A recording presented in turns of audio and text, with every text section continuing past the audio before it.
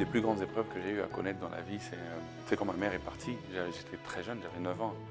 Euh, et donc, ma mère était un peu comme le pilier de la famille, quoi. Genre, même par rapport à ma foi. Ma mère a beaucoup contribué.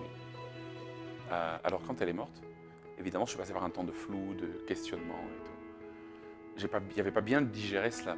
Après, je me suis toujours dit que si ça, tu vois, quand tu as 9 ans et que ta maman meurt, tu as vraiment l'impression que la vie s'arrête là, en fait.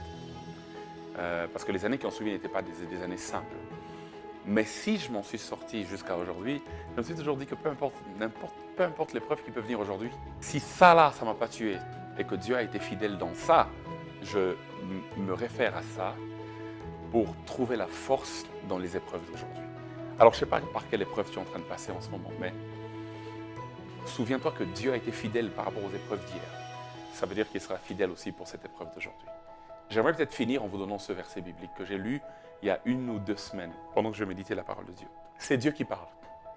Il dit, « Je vous ai humilié, virgule, je vous ai éprouvé afin de vous faire du bien. » Donc ça veut dire que toute humiliation par laquelle tu passes, toute épreuve par laquelle tu passes, c'est la cuisine de Dieu pour te faire du bien. En vrai, l'épreuve n'est pas le point final de ta vie. Le point final de ta vie, c'est que Dieu veut te faire du bien.